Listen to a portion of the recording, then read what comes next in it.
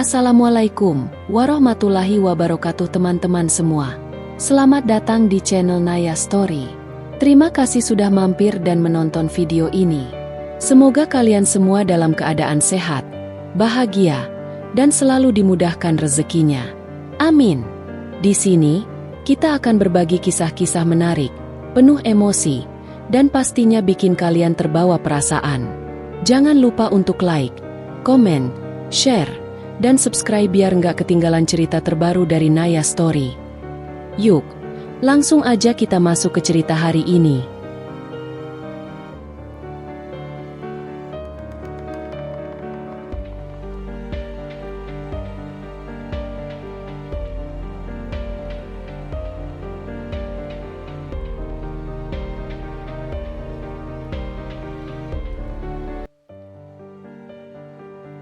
Sepuluh tahun hidup bahagia. Aku dibuat syok saat tengah malam datang seorang misterius yang mengaku anak dari suamiku. Saat semuanya terbongkar aku dibuat syok. Ternyata, namaku Amara. Aku bukan siapa-siapa. Bukan perempuan dengan latar belakang gemerlap. Bukan pula istri dari pria kaya raya yang bisa membelikanku berlian setiap ulang tahun. Aku hanyalah wanita biasa yang memilih hidup sederhana bersama lelaki yang kupilih dengan hati, bukan dengan logika. Namanya Damar. Ia bukan pria sempurna, tapi dalam segala kekurangannya, aku melihat tempat pulang. Kami menikah bukan karena paksaan, bukan pula karena kehamilan yang keburu datang sebelum akad. Kami menikah karena kami ingin, karena kami percaya bahwa hidup bisa terasa cukup asal ada cinta dan kejujuran di dalamnya. Kami tinggal di sebuah rumah kecil di pinggiran kota, tak jauh dari hamparan sawah yang selalu hijau saat musim hujan tiba. Rumah itu tak besar, bahkan kadang terasa sempit, apalagi saat cucian menumpuk dan panci belum sempat dicuci. Tapi disitulah tempat kami saling tertawa, saling bercerita, dan saling bertukar keluh setelah hari-hari yang panjang. Setiap pagi, Damar selalu menyeduhkan kopi untukku. 1 sendok gula, sedikit susu, dan ciuman di dahi yang rasanya lebih manis dari minuman itu sendiri. Aku pun selalu membalasnya dengan pelukan hangat dan doa dalam hati. Semoga hari ini ia selamat. Semoga hatinya tetap padaku. Semoga cinta ini tetap sederhana dan kuat, seperti pagi-pagi kami yang biasa. Tak pernah, sedikit pun, aku merasa curiga. Tak ada alasan untuk itu. Damar terlalu lembut untuk disakiti, dan terlalu baik untuk menyakiti. Setidaknya, itu yang selama ini kutanam dalam benakku. Tapi hidup, rupanya tidak selalu seperti yang kita harapkan. Kebahagiaan tidak selalu abadi, dan kepercayaan, sekali hancur, bisa berubah menjadi racun paling mematikan dalam hubungan apapun. Semuanya berubah pada satu malam yang biasa. Begitu biasa hingga aku sempat mengira malam itu akan kulalui seperti biasanya. Tidur di samping Damar, terbangun esok pagi dengan senyuman. Tapi aku salah. Malam itu hujan turun sejak sore. Rintiknya deras, tapi ritmis, seperti irama yang menenangkan. Kami sempat menonton film bersama. Lalu Damar tertidur lebih dulu. Aku masih terjaga, memandangi langit-langit, mendengarkan suara hujan yang menampar jendela. Lalu, tok, tok, tok, 3 ketukan. Pelan, tapi jelas. Awalnya kupikir hanya ilusi. Mungkin tetangga, mungkin angin. Tapi detik berikutnya, suara itu terdengar lagi. Lebih tegas. Tok, tok, tok. Denyut jantungku naik setingkat. Siapa yang datang malam-malam begini? Jam dinding menunjukkan hampir pukul 2 pagi. Tak mungkin tamu. Tak mungkin kiriman paket. Tak mungkin hal biasa. Aku duduk, memandang pintu. Rasanya seperti ada udara dingin yang menyusup lewat celah-celah rumah kami yang tua. Ada sesuatu. Ada firasat yang entah kenapa membuatku ingin tetap diam di tempat. Tapi rasa ingin tahu lebih besar dari ketakutan.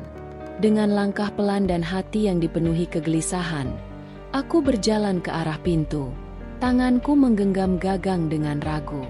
Ketukan itu berhenti, Tapi detaknya kini berpindah ke dalam dadaku, berdebar, gugup, dan entah kenapa sakit. Aku tidak tahu siapa yang ada di balik pintu. Tapi malam itu, aku membuka lebih dari sekadar daun pintu rumah. Aku membuka jalan bagi rahasia yang selama ini tersembunyi. Aku membuka luka yang tak pernah kukira ada. Aku membuka hidupku pada sesuatu yang kelak akan menghancurkan segalanya. Hanya karena satu ketukan. Ketukan itu membawa luka. Ketukan itu membawa kebencian. Dan ketukan itu menghancurkan segalanya, hingga aku tak pernah bisa memperbaikinya lagi. Pagi itu, matahari menyelinap pelan melalui sela-sela tirai jendela kamar kami, memantulkan cahaya hangat ke dinding yang penuh foto-foto sederhana, tangisku saat menikah, senyuman Damar saat kami pindah ke rumah kecil ini, dan potret kami di pantai 3 tahun lalu. Semua tampak damai. 6. Seperti pagi-pagi lainnya yang selalu membuatku bersyukur masih bisa membuka mata di samping pria itu. Aroma kopi menyapa lebih dulu sebelum langkah kakiku sempat menyentuh lantai. Aku mengerja pelan, lalu menoleh. Damar sudah tidak ada di sebelahku. Selimutnya tersingkap rapi. Senyum tipis muncul di wajahku. Tak lama kemudian, suara langkah kaki ringan terdengar mendekat. Lalu pintu kamar terbuka perlahan. "Selamat pagi, istriku yang cantik," katanya dengan senyum yang selalu berhasil membuat hatiku tenang. Di tangannya ada nampan kecil berisi 2 cangkir kopi dan sepotong roti panggang berlapis mentega dan keju. Aku tertawa kecil, menyambut kehadirannya seperti biasa. "Wah, siapa yang ngajarin kamu jadi suami sempurna begini, ya?" Godaku sambil duduk dan merapikan rambut kusutku. "Belajar dari kamu. Karena kamu istri yang luar biasa." Damar duduk di pinggir ranjang, meletakkan nampan itu di pangkuanku, lalu mencium keningku perlahan.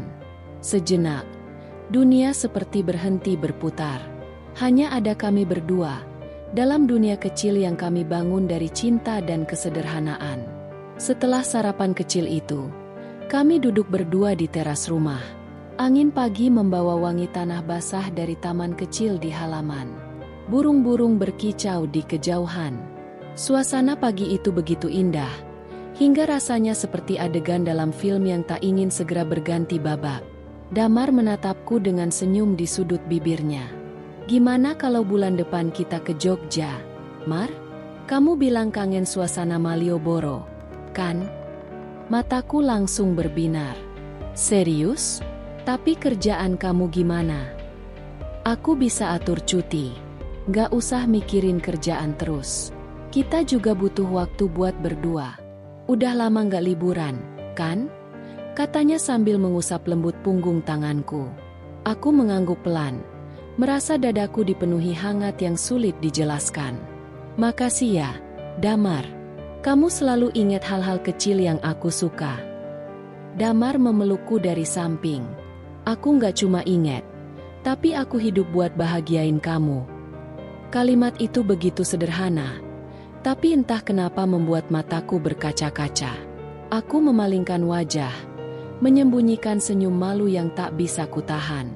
Saat itu, aku benar-benar percaya, aku adalah perempuan paling beruntung di dunia ini. Tak ada yang mencurigakan pagi itu. Tidak ada tatapan kosong. Tidak ada nada bicara yang dingin. Tidak ada percakapan yang menggantung. Semuanya terlihat sempurna. Terlalu sempurna.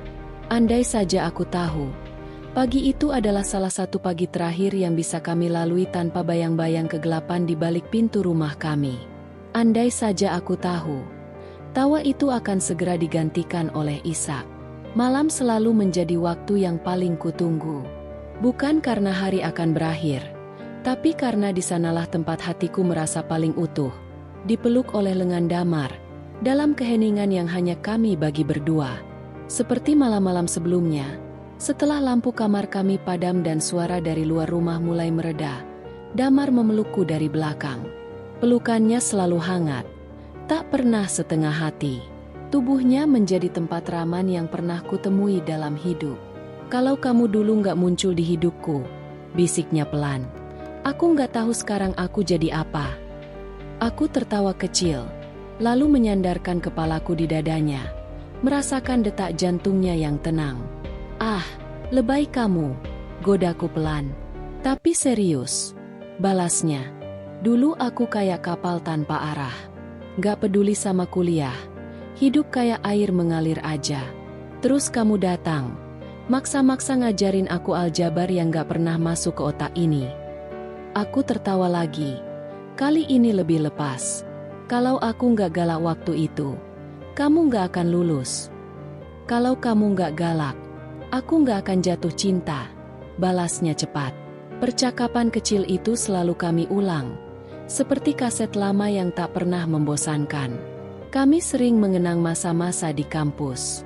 Saat aku jadi tutor matematika di kelas tambahan, dan dia, mahasiswa malas yang selalu datang telat, tiba-tiba terus muncul hanya untuk duduk di barisan paling depan dan pura-pura serius. "Aku inget banget, kamu tuh suka nulis rumus di papan sambil ngomel," kata Damar. "Tapi malah kelihatan cantik banget." "Emangnya ada yang bisa kelihatan cantik sambil ngomel?" "Kamu bisa," katanya yakin. "Kamu satu-satunya orang yang bisa bikin aku belajar sekaligus jatuh cinta." Hatiku menghangat. Aku menggenggam tangannya yang melingkar di pinggangku, mengusapnya pelan. "Makanya aku bersyukur, Dam. Kita bisa sampai di titik ini. Lewat semua masa susah bareng-bareng. Dan kita akan terus bareng," ujarnya yakin. "Sampai tua, sampai rambut kamu putih, sampai kamu cerewet karena ngurus anak-anak kita nanti." Kami terdiam sejenak. Lalu bersama, seperti sudah jadi kebiasaan, kami saling menggenggam tangan dan menutup mata. Kami berdoa, bukan doa yang panjang, bukan pula doa dengan air mata yang mengalir. Hanya bisikan dalam hati yang kami panjatkan diam-diam. Semoga cinta kami tetap kuat. Semoga kami diberi kesempatan untuk membesarkan anak-anak yang akan mewarisi tawa dan cinta kami. "Aku pengen punya anak perempuan," bisikku pelan. Damar membuka mata, lalu menatapku penuh senyum. "Aku pengennya anak laki-laki dulu. Tapi apapun, asal wajahnya kayak kamu." Aku mengangguk pelan, tak ingin bicara lebih banyak karena dadaku sudah terlalu penuh oleh harapan. "Semoga Tuhan kasih kita jawaban dalam waktu dekat," kataku. Damar mengusap rambutku, lalu mengecup keningku sekali lagi malam itu. "Selama kamu di sisiku, aku gak akan pernah berhenti berharap." Malam itu kami tertidur dalam pelukan. Dunia di luar boleh gelap, tapi di dalam kamar kami, cahaya cinta dan harapan masih menyala. Kami tak pernah tahu bahwa waktu ternyata tak akan memberikan kami semua itu. Kami hanya manusia yang sedang mencintai dengan sepenuh hati, tanpa sadar bahwa waktu bisa berubah kejam, dan doa bisa jadi tak cukup untuk melindungi segalanya. Kami bukan pasangan kaya. Kami juga bukan pasangan yang hidup dalam kisah cinta mewah ala drama televisi. Tapi kami punya satu hal yang membuat semua terasa cukup. Mimpi yang dibangun bersama. Rumah kecil mungil di pinggiran kota itu kami cicil sedikit demi sedikit. Dindingnya belum sepenuhnya dicat rapi. Taman depan masih gersang dengan tanah merah yang belum sempat ditanami apapun. Tapi di dalamnya, ada tawa, harapan, dan cinta yang tumbuh setiap hari. Damar bekerja di sebuah kantor konsultan yang cukup jauh dari rumah. Setiap pagi, ia berangkat dengan motor tuanya, sambil selalu menyempatkan mencium keningku sebelum pergi. "Jangan lupa makan siang, ya," ucapnya setiap hari. Meski aku sudah hafal kalimat itu di luar kepala. "Aku bukan kamu, yang bisa lupa makan karena kerja," balasku sambil tersenyum. Sementara itu, aku mulai membuka usaha kecil-kecilan dari rumah. Membuat kue, sesuatu yang awalnya hanya hobi, kini perlahan menjadi sumber penghasilan tambahan. Aku memasarkan kuenya lewat media sosial, dari mulut ke mulut tetangga, bahkan kadang-kadang menitipkan di warung dekat kompleks. Setiap sore, begitu Damar pulang, hal pertama yang ia lakukan bukan mengganti baju atau duduk melepas lelah, tapi membantuku mengemas pesanan. Dengan seragam kerjanya yang masih rapi dan wajah lelah, dia duduk di lantai ruang tamu, membungkus kotak demi kotak dengan hati-hati. Nanti pelangganmu salah fokus ke tulisan, bukan ke rasanya. Ucapnya sambil menempelkan stiker nama usahaku, Amara S. Bakes, dengan gaya bercanda khasnya. Yang penting kamu yang nempelinnya, pasti jadi laku. Aku menjawab sambil menahan tawa. Kadang kami bekerja sambil memutar lagu-lagu lama yang dulu sering kami dengarkan saat masih kuliah. Kadang sambil bercanda, atau sekadar berbagi cerita tentang hari yang melelahkan. Dan di sela semua itu, kami punya mimpi. Bayangin, Mar, kata Damar suatu malam saat kami duduk di ruang tamu sambil meminum teh hangat. Nanti kalau cicilan rumah selesai, kita renovasi dikit, terus bikin garasi jadi dapur, ya. Biar kamu bisa baking dengan peralatan yang lebih enak. Aku mengangguk. Mataku sudah mulai membayangkan semuanya. Terus kita buka kafe kecil. Ada meja kayu panjang, rak-rak penuh toples kue, dan pojok kerja dengan wifi kencung, buat anak-anak freelancer yang cari tempat tenang. Namanya apa ya? Tanya Damar, menatapku dengan mata yang selalu penuh semangat. Aku diam sebentar, lalu berkata pelan, "Rumah Cinta." Damar tertawa kecil. Kedengarannya kayak tempat konseling pasangan. Biarin, karena semuanya dimulai dari sini, dari cinta kita. Jawabku mantap. Kami tertawa bersama malam itu. Dan entah kenapa, tawa itu menggema lebih lama dari biasanya. Seperti menolak pergi. Seperti tahu bahwa sebentar lagi, hidup kami akan berubah. Kami menyusun hidup batu demi batu. Tidak buru-buru. Tapi pasti. Kami pikir, selama kami berdua saling menggenggam, tidak ada badai yang bisa merobohkan segalanya. Kami pikir, cinta cukup untuk membuat segalanya bertahan. Tapi kami lupa, dunia tidak selalu adil kepada mereka yang terlalu percaya pada kebahagiaan. Hujan turun sejak sore. Awalnya hanya gerimis, tapi menjelang malam, angin mulai menggila. Butiran hujan menghantam genteng rumah seperti irama ketukan drum tak beraturan. Lampu sempat padam 2 kali, membuat suasana jadi lebih mencekam. Aku dan Damar duduk di ruang tengah, hanya ditemani cahaya lilin kecil di atas meja makan. Ini kayak suasana film horor, ya, kataku setengah bercanda. Mencoba mengusir rasa tak nyaman di dadaku. Damar hanya tersenyum. Tangannya menggenggam jemariku erat. Tenang aja. Selama aku di sini, gak ada yang bisa nyakitin kamu. Ujarnya pelan. Tapi kemudian, suara itu terdengar. Tok, tok, tok. Ketukan pelan di pintu depan. 3 kali. Perlahan. Namun cukup untuk membekukan darahku. Aku dan Damar saling pandang. Tidak ada yang berbicara. Hanya suara hujan deras yang menjadi latar. Jam segini siapa yang datang? Gumamku. Nyaris tak terdengar. Damar berdiri perlahan, mengambil senter dari atas lemari. Langkahnya menuju pintu terasa berat. Aku mengikutinya dari belakang. Jantungku berdetak lebih cepat dari biasanya. Tak ada suara lagi selain hujan dan detakan jantung kami. "Siapa di sana?" tanya Damar dari balik pintu. Hening. Lalu terdengar suara pelan. Suara seorang remaja. Serak, hampir tenggelam oleh suara hujan. "Pak Damar." Damar membuka pintu perlahan. Cahaya senter mengarah pada sosok yang berdiri di ambang pintu. Seorang remaja laki-laki, basah kuyup. Jaketnya menempel erat di tubuhnya yang kurus. Rambutnya lepek. Wajahnya pucat kehijauan diterpa cahaya senter. Matanya yang membuatku merinding. Ejem, seolah menyimpan amarah yang sudah lama ditahan. "Saya Raka," katanya, dengan suara pelan namun jelas. "Saya, anak kandung Bapak." Dunia seketika berhenti bergerak. Aku menatap Damar. Ia membeku. Senter di tangannya mulai menurun. Bibirnya bergerak, seperti hendak berkata sesuatu. Tapi tak ada satupun suara keluar. "Anak kandung." Suaraku terdengar parau. "Damar?" Damar mundur selangkah. Matanya menatap remaja itu, seolah mencoba mengenali wajahnya dalam kegelapan dan hujan. Ini nggak mungkin. Raka melangkah masuk, tanpa diundang. Air menetes dari sepatunya ke lantai. Ia berdiri di tengah ruang tamu kami, rumah kecil yang kami bangun dengan cinta, seperti bayangan dari masa lalu yang tiba-tiba hadir untuk menghancurkan semuanya. Aku nggak datang buat minta apa-apa, katanya. Aku cuma pengen tahu, kenapa Bapak ninggalin Ibu? Kenapa Bapak ninggalin aku? Aku merasa napasku sesak. Damar tetap tak menjawab.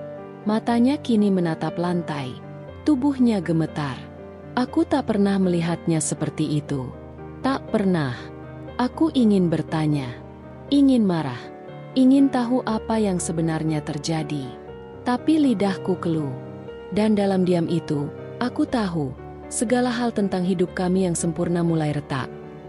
Aku tak tahu apa yang lebih menghancurkan, ucapan Raka yang begitu tenang namun menusuk, atau ekspresi wajah Damar yang tidak menunjukkan keterkejutan sama sekali. Bahkan sebelum ia berbicara, hatiku sudah tahu, seperti ada benang halus yang dipotong perlahan di dalam dada. Aku berdiri membatu, hanya bisa memandang Damar dengan air mata yang mulai menggenang. Sementara tubuhku gemetar oleh kenyataan yang menamparku tanpa ampun. Aku bisa jelaskan. Suara Damar lirih. Nyaris tak terdengar di antara suara hujan yang masih mengguyur atap. Jelaskan. Suaraku pecah. Apa yang perlu dijelaskan? Damar? Bahwa kamu punya anak dari perempuan lain dan menyembunyikannya selama ini? Wajahnya tegang. Nafasnya berat. Seperti menanggung beban bertahun-tahun yang akhirnya terlepas paksa malam itu. Aku nggak pernah berniat menyembunyikan dia. Aku nggak tahu harus gimana. Berapa lama kamu tahu dia ada? Tanyaku tajam, hampir berteriak. Damar menunduk. Diam. Jawab aku. Damar. Bentakku. Suara itu keluar begitu saja. Dan langsung membuat rumah yang biasanya penuh cinta mendadak terasa asing. Dingin. 2 tahun. Jawabnya pelan. Aku tahu sejak 2 tahun lalu. Aku menutup mulutku dengan tangan, mencoba menahan isak yang tak bisa lagi dikendalikan. 2 tahun.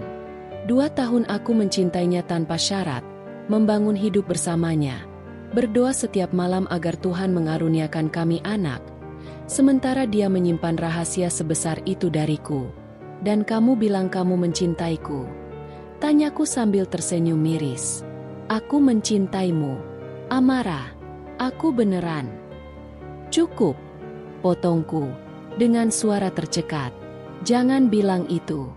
Jangan berani bilang kamu mencintaiku. Kalau cinta itu kamu pakai untuk menutupi kebohongan sebesar ini. Raka berdiri diam di pojok ruangan. Tubuhnya masih gemetar karena dingin. Matanya tak pernah lepas dari Damar. Bukan aku. Aku tahu. Dia datang bukan untuk menghancurkan rumah ini. Dia hanya ingin tahu alasan. Tapi kehadirannya menghantam kami seperti gelombang besar yang tak bisa kami hindari. Aku berjalan ke kamar, mengunci diri di dalam, dan membiarkan tubuhku jatuh ke lantai. Untuk pertama kalinya sejak menikah, aku merasa sendirian, terasing di rumahku sendiri, terluka oleh lelaki yang paling kupercaya. Dari balik pintu, aku bisa dengar suara Damar berbicara pelan pada Raka. Tapi aku tak sanggup mendengarkannya. Semua kenangan kami, tawa di pagi hari, kopi hangat di teras, pelukan saat aku menangis. Semuanya kini terasa seperti kebohongan yang manis. Malam itu aku menangis tanpa suara, memeluk bantal yang masih menyimpan aroma Damar. Tapi rasanya asing sekarang.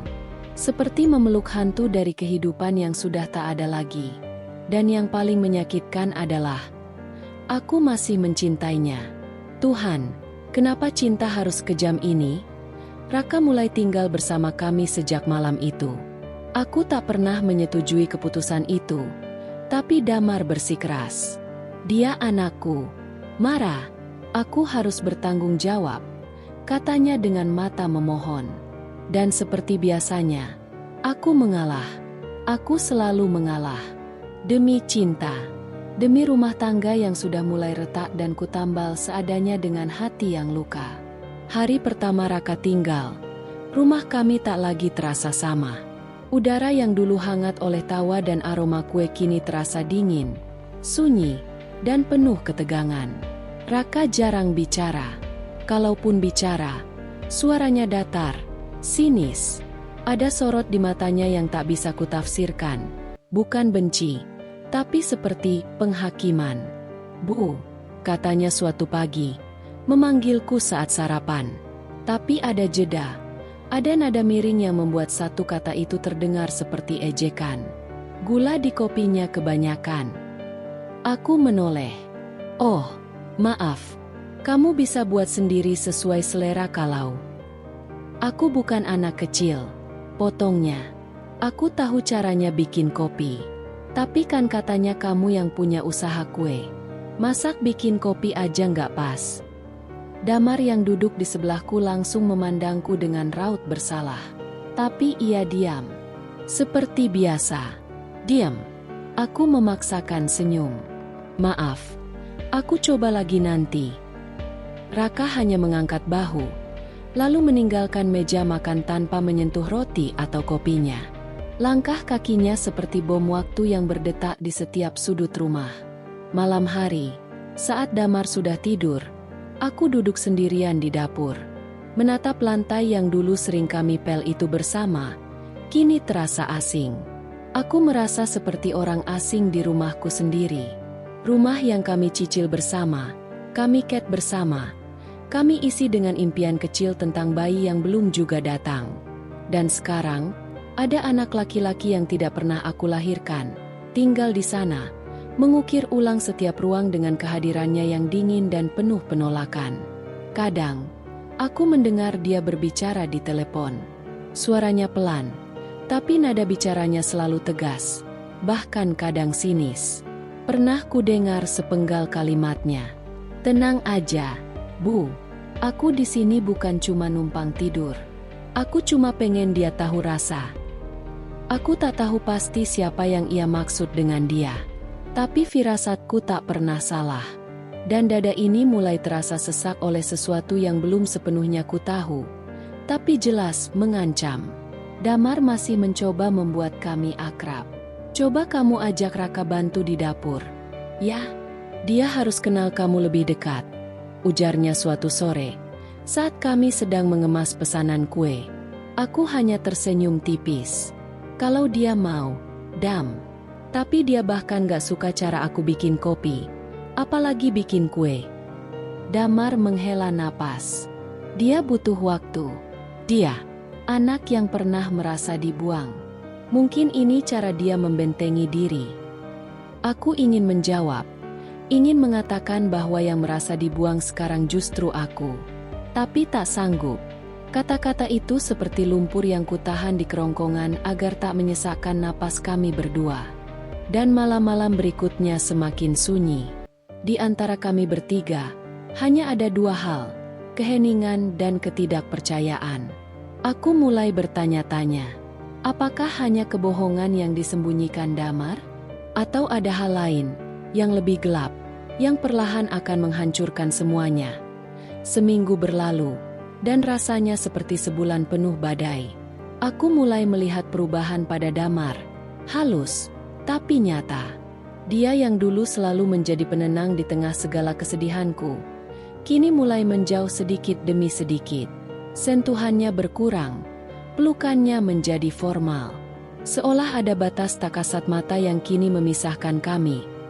Dan aku tahu batas itu bernama Raka. Aku mencoba bersabar. Aku mencoba menjadi istri yang bisa menyesuaikan diri. Tapi tak semudah itu jika setiap hari kau merasa seperti tamu di rumahmu sendiri. Pagi itu, Raka melontarkan komentar saat melihatku memotong stroberi untuk topping kue pesanan. "Stroberinya udah lembek gitu dipakai? Nggak takut pelanggan lo jijik?" Aku terdiam. Suaranya sengaja keras. Cukup untuk Damar yang sedang duduk di ruang tamu bisa mendengarnya. "Raka," tegurku pelan. "Kalau nggak suka caraku kerja, kamu bisa Dia cuma ngomong, "Marah." Setelah Damar tiba-tiba dari kejauhan. "Gak usah baper, kan?" "Baper?" Aku menoleh cepat ke arahnya. Mataku membelalak. Dadaku seperti ditusuk pelan-pelan. Jadi sekarang aku yang terlalu sensitif? Setelah dia terus-terusan ngomong seenaknya. Damar bangkit. Berjalan ke dapur dengan wajah kesal. "Kamu harusnya coba lihat dari sisi dia juga. Dia masih adaptasi." "Adaptasi?" tanyaku. Suaraku meninggi. "Dengan cara menjatuhkan aku di rumahku sendiri? Di hadapan suamiku sendiri?" Raka hanya berdiri di balik pintu dapur, menyilangkan tangan, seolah menikmati tontonan yang ia ciptakan sendiri. Aku melihatnya. Senyum kecil itu. Senyum yang membuat seluruh tubuhku merinding. Dia menikmati ini. Menikmati pertengkaran kami. Aku kehilangan kendali. "Apa kamu senang lihat aku dan Damar bertengkar? Hah? Kalau kalian gampang banget pecah kayak gitu, ya salah sendiri." Jawabnya dingin. Plak. Suara tanganku menampar meja dengan keras. Bukan wajahnya. Tapi sekeras itulah amarahku meledak. Aku tak lagi mengenali diriku sendiri. Dan lebih menyakitkan lagi, aku tak lagi mengenali Damar. "Udah," bentak Damar. "Jangan lampiaskan kemarahanmu ke dia." Mataku mulai berkaca-kaca. Jadi sekarang aku yang salah? Damar tak menjawab. Dia hanya mengalihkan pandangan. Dan itu cukup. Diamnya adalah vonis. Malam itu, aku tak makan. Aku hanya duduk di kamar, memandangi foto pernikahan kami di dinding. Kupandangi senyumku. Senyum yang tulus. Cinta yang begitu besar. Sekarang semuanya mulai retak. Bukan hanya perasaan, tapi kepercayaan. Dan tanpa kepercayaan, cinta tinggal nama. Aku tak tahu apa yang lebih menyakitkan, melihat orang yang kucintai berubah, atau menyadari bahwa mungkin aku tak pernah benar-benar mengenalnya sejak awal. Aku tak bisa tidur. Setiap malam, rasa penasaran menggerogoti hatiku. Aku mulai meragukan setiap kata Damar, setiap penjelasan yang pernah ia berikan. Apa yang sebenarnya terjadi antara dia dan wanita yang melahirkan Raka? Mengapa Damar begitu diam tentang hal itu? Aku perlu tahu. Keesokan harinya, ketika Damar pergi bekerja, aku memberanikan diri untuk menyelidiki lebih jauh. Rumah ini, yang dulu begitu nyaman, kini terasa seperti labirin penuh rahasia. Aku mencari-cari di ruang kerja Damar, di laci meja yang jarang ia buka. Aku membuka setiap berkas, setiap dokumen, dan akhirnya mataku tertumbuk pada sebuah album foto tua yang tergeletak di sudut lemari. Aku membuka album itu perlahan. Di setiap halaman, aku melihat foto-foto lama, foto perjalanan Damar dan aku, foto pernikahan kami, dan beberapa foto keluarga dari masa lalu. Tapi di salah satu halaman, ada foto yang membuatku terhenti. Foto itu diambil beberapa tahun sebelum kami menikah. Damar tampak lebih muda, berdiri di samping seorang wanita. Wanita itu tersenyum di depan kamera. Wajahnya cantik, dengan rambut panjang yang tergerai indah. Mereka berdiri begitu dekat, begitu akrab, seolah tak ada yang bisa memisahkan mereka. Tapi yang membuatku terkejut adalah, wanita itu adalah mantan istri Damar. Aku terdiam, menatap foto itu. Wanita itu, yang sudah lama hilang dari pembicaraan Damar, kini muncul begitu jelas dalam fotonya, mengenakan gaun merah yang elegan, tampak bahagia di samping suamiku yang dulu. Dan aku baru menyadari sesuatu. Raka punya mata yang sama persis dengan wanita itu. Mata yang tajam, penuh penilaian. Mereka seolah punya garis keturunan yang sama. Raka bukan hanya anak dari seorang wanita. Dia adalah anak dari mantan istri Damar. Apa yang sebenarnya terjadi di antara mereka? Mengapa Damar menyembunyikan ini dariku? Kenapa dia tidak pernah menceritakan tentang wanita itu? Apa yang terjadi dengan pernikahan mereka yang sudah lama berakhir? Seperti yang dia katakan, aku mulai merasa gelisah. Ada lubang besar dalam cerita Damar yang semakin menganga lebar. Aku merasa seperti aku sudah terjebak dalam jaringan kebohongan yang tidak bisa aku keluar darinya. Aku mengambil ponselku dan menelusuri foto-foto itu lebih jauh. Aku menemukan beberapa gambar yang lebih tua, yang menunjukkan Damar dan wanita itu sedang bersama di sebuah pesta, tertawa bersama, tampak bahagia. Mereka terlihat sangat dekat, hampir tidak bisa dipisahkan. Dan semakin aku meneliti, semakin aku merasa ada sesuatu yang disembunyikan. Ketika Damar pulang malam itu, aku tak bisa menahan diri lagi. Aku meletakkan foto itu di depan wajahnya. "Damar," kataku. Suaraku bergetar. "Siapa wanita ini?" Dia menatapku, matanya mulai tampak gelisah, seolah dia tahu apa yang akan aku tanyakan selanjutnya. Itu Vanessa," jawabnya ragu-ragu. "Mantan istriku." Aku mengangkat alis. Kenapa dia tidak pernah ada dalam cerita kita? Damar? Kenapa dia baru muncul sekarang? Damar terdiam lama. Bibirnya terbuka, tapi tak ada kata yang keluar. Seolah dia sedang mencari-cari alasan untuk menjelaskan semuanya. Tapi kata-katanya hilang begitu saja. Kami sudah lama berpisah, Amara. Itu masa lalu yang sudah selesai," jawabnya akhirnya, meski nada suaranya mulai terdengar gugup.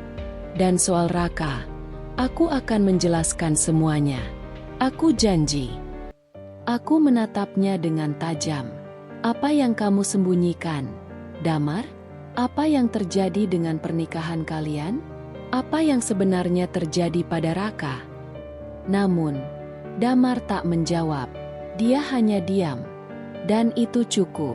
Aku merasa semua kebohongan yang selama ini ada di antara kami mulai terbongkar perlahan, satu persatu. Dan dengan setiap rahasia yang terungkap, semakin aku merasa bahwa aku tidak pernah benar-benar tahu siapa Damar yang sebenarnya. Di dalam diriku, ada suara yang bertanya-tanya, apakah ini akhir dari segalanya? Apakah aku masih bisa mempercayai Damar setelah semua ini? Aku merasa seperti dunia runtuh di sekitarku.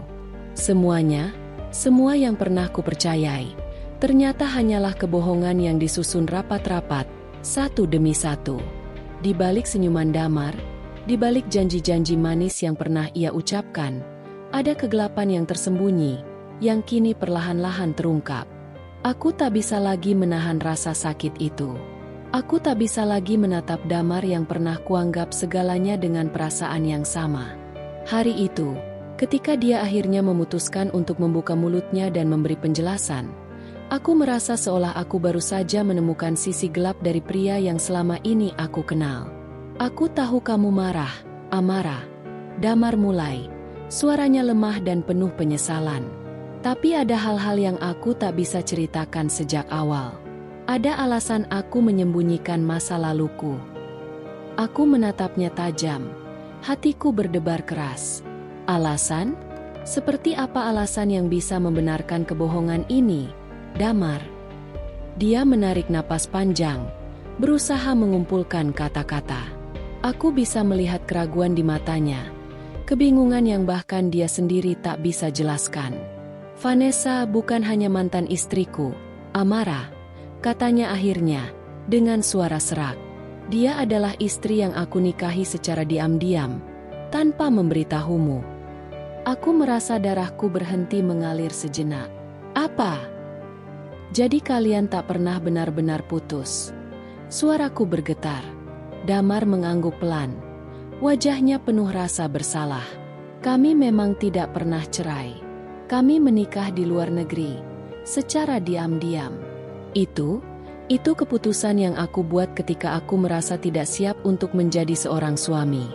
Aku meninggalkannya begitu saja, Amara. Aku meninggalkannya saat dia hamil." "Apa?" teriakku hampir tak percaya. "Bagaimana bisa kamu melakukan itu? Bagaimana bisa kamu meninggalkan seorang wanita yang sedang hamil?" Damar menunduk, seakan tidak bisa menatapku. "Aku takut, Amara. Aku takut akan tanggung jawab itu. Jadi aku memilih untuk pergi. untuk memulai hidup baru bersamamu. Aku tak pernah memberitahumu karena aku merasa malu. Aku merasa kamu tak akan mau menikah denganku jika tahu semua ini. Aku terdiam, mencerna setiap kata yang keluar dari mulutnya. Aku merasa tercabik-cabik antara kebencian dan kekecewaan yang tak terhingga. Jadi, Raka? Aku berbisik, hampir tidak bisa menahan amarahku. Raka adalah anak dari wanita itu. Jawabnya, suaranya hampir tak terdengar. Dia tahu tentang aku. Ketika dia lahir, Vanessa tidak ingin aku terlibat. Tapi dia akhirnya mencari aku. Raka ingin tahu siapa ayahnya. Dan aku merasa bertanggung jawab. Aku tidak bisa mengabaikannya begitu saja. Air mata mulai menggenang di mataku. Rasanya seperti ada pisau yang menusuk hatiku perlahan. Setiap kata Damar adalah pedang yang semakin mendalam. Jadi, kamu memutuskan untuk membawanya ke sini? Menyembunyikan semua ini dariku? Tanyaku dengan suara terhimpit. Apa yang seharusnya aku pikirkan? Damar? Apa yang harus aku percayai sekarang? Damar tidak menjawab. Dia hanya menunduk, merasa terpojok oleh kenyataan yang dia sendiri coba tutupi begitu lama. Aku bisa merasakan betapa ia menyesal. Tapi penyesalan itu tak bisa menghapus kebohongan yang sudah terlalu dalam mengakar. Aku merasakan jijik yang luar biasa. Selama bertahun-tahun aku tidur di samping pembohong ini. Selama bertahun-tahun, aku mencintainya dengan sepenuh hati, sementara dia menyembunyikan kebenaran yang begitu besar, yang bahkan lebih memalukan daripada yang bisa aku bayangkan. Aku berdiri dan mundur beberapa langkah, merasa mual. Aku butuh waktu untuk berpikir, kataku. Suaraku hampir pecah. Aku tidak bisa terus hidup dalam kebohongan ini, Damar. Dia memegang lenganku dengan penuh harap, tapi aku menghindar. Jangan sentuh aku. Aku butuh ruang. Aku butuh waktu untuk mengerti semuanya. Aku butuh waktu untuk mengerti siapa sebenarnya kamu. Aku berbalik, meninggalkan Damar yang hanya bisa diam. Setiap langkah yang kuambil terasa seperti beban besar yang semakin menekan dada ini. Aku merasa seperti seorang wanita yang baru saja kehilangan arah. Segala impian dan harapan yang kujalani bersama Damar kini terasa hampa. Dan Raka, dia adalah pengingat dari kebohongan yang tak terelakkan. Aku tak tahu apa yang harus kulakukan. Apa yang harus dipilih? Apakah aku harus memaafkan Damar? Ataukah semuanya sudah terlambat? Satu hal yang pasti, hidupku tak akan pernah sama lagi. Hari-hari semakin gelap. Setiap kali aku merasa ada harapan untuk menemukan kembali kedamaian dalam hidupku, Raka selalu ada untuk mengganggu segalanya. Dia tahu cara bermain-main dengan perasaanku, dengan pikiran dan hatiku. Rasanya seperti dia senang melihatku jatuh, melihatku ragu, merasa tidak aman di rumahku sendiri. Hari itu, aku bangun lebih awal, bertekad untuk tidak membiarkan hari-hariku dihancurkan. Aku harus bekerja, mengemas pesanan kue yang sudah menumpuk. Aku membuka dapur dan mulai menyiapkan adonan, fokus pada pekerjaanku. Tapi saat aku mencampurkan bahan-bahan, ada yang aneh. Adonan yang biasanya lembut dan halus, kini terasa keras dan tidak mengembang seperti biasa. Aku memeriksa kembali bahan-bahannya, semuanya sesuai. Tapi kenapa? Kue yang seharusnya siap dalam waktu singkat, kini menjadi gagal total. Aku mengumpulkan adonan yang sudah rusak itu dan membuangnya ke tempat sampah, mencoba menenangkan diri. Tidak lama setelah itu, pintu dapur terbuka dengan pelan. Aku menoleh, dan di sana dia berdiri. Raka. Dia hanya menatapku dengan senyum dingin. Tidak ada sapaan, hanya tatapan yang membuat bulu kuduku merinding. "Sedang apa, Bu?" tanyanya. Suaranya seperti sengaja dibuat menyebalkan. "Kue kamu nggak enak, ya? Sepertinya nggak jadi pesanan deh." Aku menelan ludah, mencoba tetap tenang meski amarahku mulai mendidih. "Apa maksudmu?" Nggak ada apa-apa," jawabnya dengan nada sinis. Tapi, Sepertinya kamu gak cocok jadi pembuat kue. Kalau butuh bantuan, bisa tanya Damar. Siapa tahu dia bisa bantu.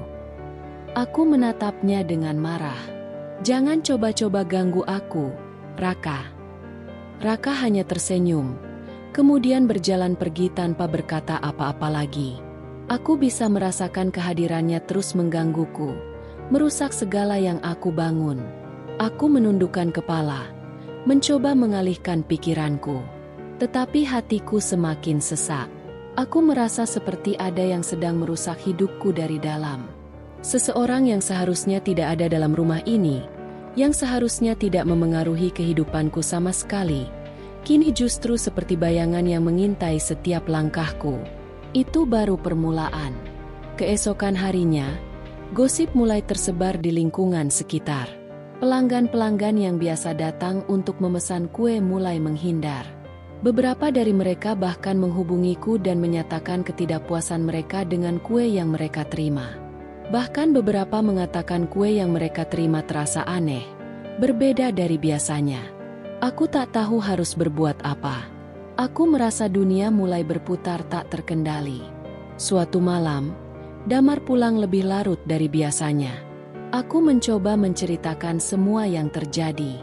Aku menceritakan bagaimana adonan kueku rusak, bagaimana gosip tentangku mulai menyebar di lingkungan, dan bagaimana aku merasa ada yang sengaja membuat semuanya hancur.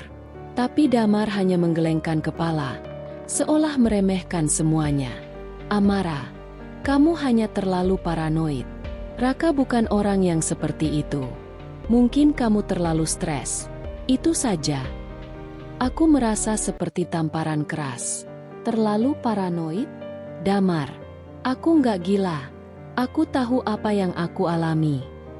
Suaraku mulai meninggi, mengandung emosi yang tak tertahan. Damar menghela napas panjang, meletakkan jasnya di kursi dan duduk di sebelahku. Aku tahu kamu terguncang, tapi coba tenang. Raka masih anak muda. Mungkin dia hanya mencari perhatian. Tapi kamu harus percaya padaku. Dia bukan orang jahat. Aku ingin teriak.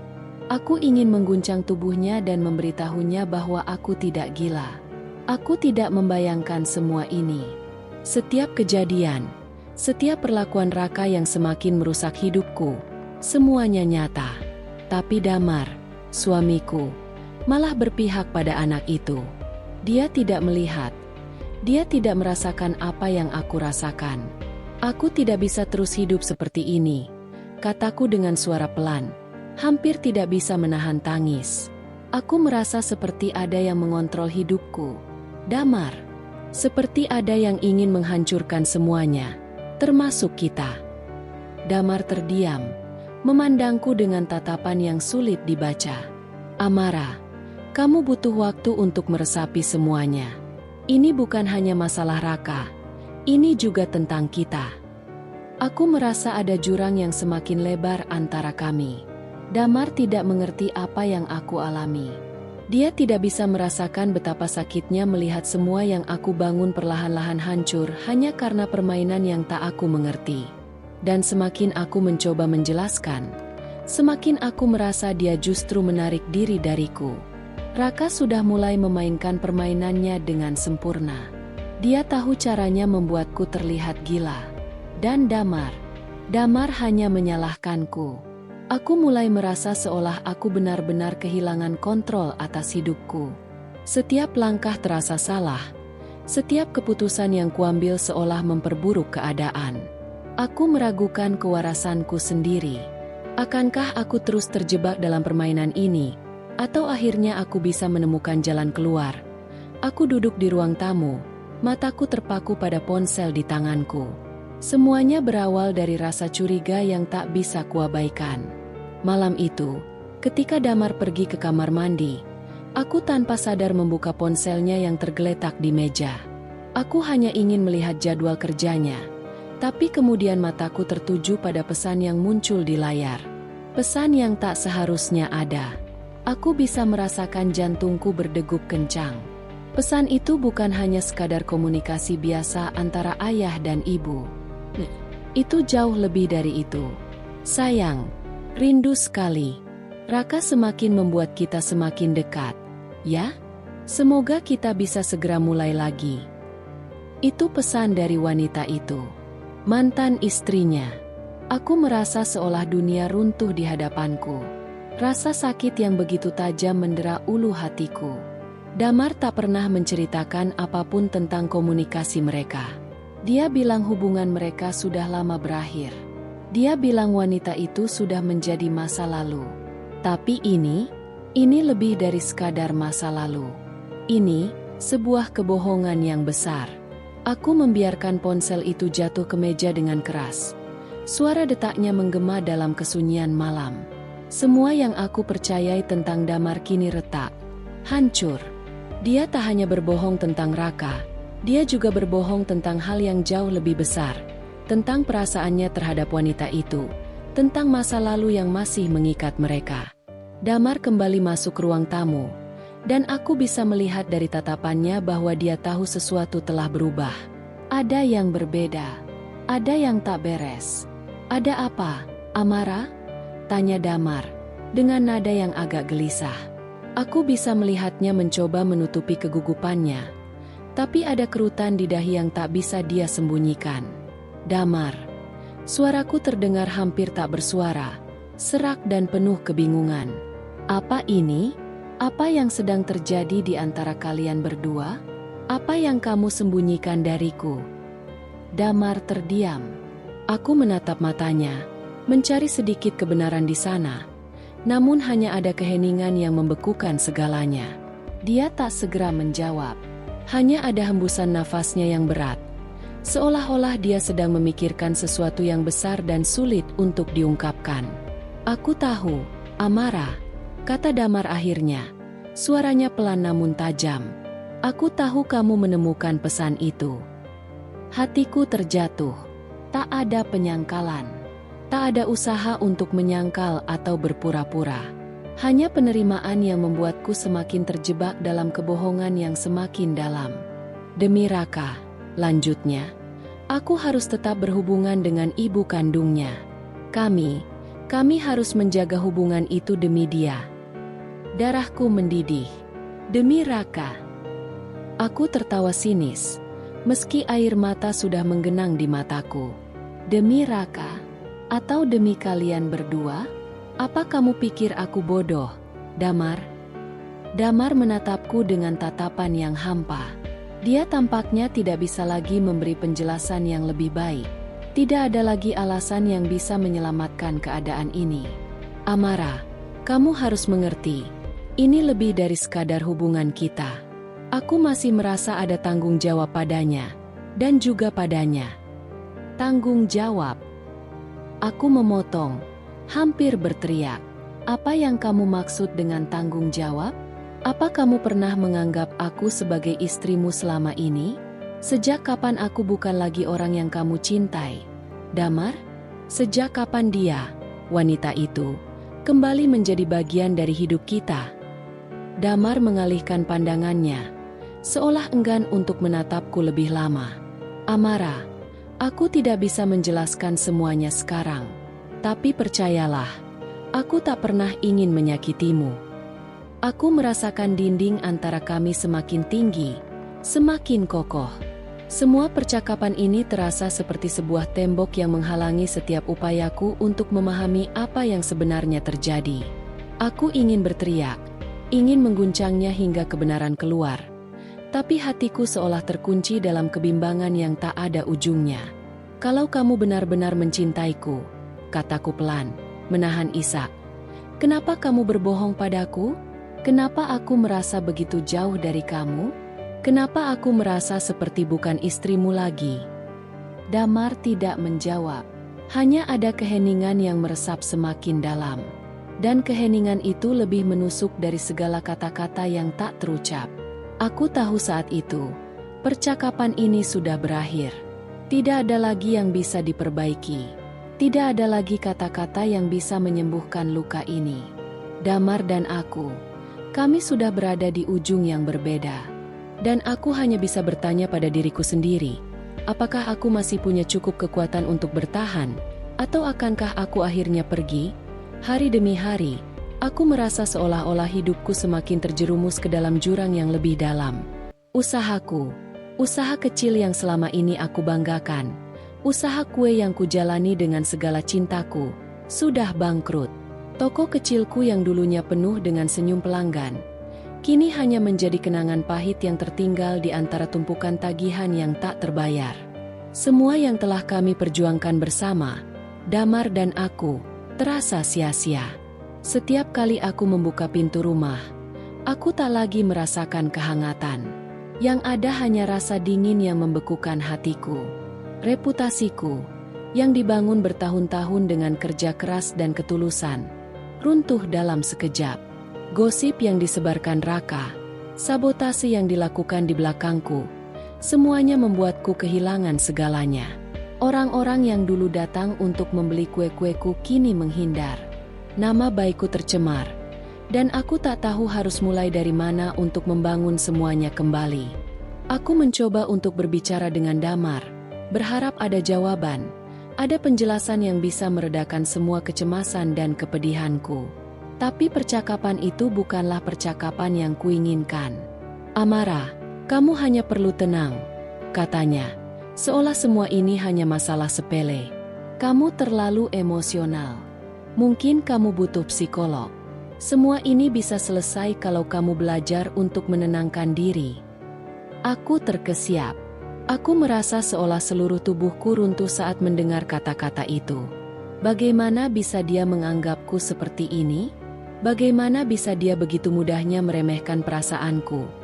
Masalah yang kita hadapi bersama, dan kebangkrutanku, aku yang selama ini berjuang mati-matian untuk membangun masa depan kami. Dan dia malah menyarankan agar aku ke psikolog? Apakah dia benar-benar tidak peduli lagi? "Jadi, ini salahku, Damar?" tanyaku, hampir berbisik. "Semua yang terjadi ini salahku? Kamu tidak melihat bagaimana Raka menghancurkan semuanya? Kamu tidak melihat bagaimana aku berjuang sendirian sementara kamu terjebak dalam kebohonganmu?" Damar menundukkan kepala, seolah menghindari tatapanku. Aku bisa melihat bagaimana dia mencoba untuk tidak merasa bersalah, mencoba meyakinkan dirinya sendiri bahwa dia sudah melakukan yang terbaik. Tapi aku tahu, dalam hatinya, dia tidak tahu bagaimana lagi menghadapi semuanya. Dia terjebak dalam rasa bersalahnya sendiri. Rasa bersalah yang dia coba sembunyikan dengan kata-kata manis dan pengabaian. "Kamu terlalu keras pada dirimu sendiri," katanya. Suaranya lemah. "Kita harus menghadapi ini bersama-sama. Jangan biarkan perasaanmu menguasai, Amara." Aku merasa leherku seperti terkunci.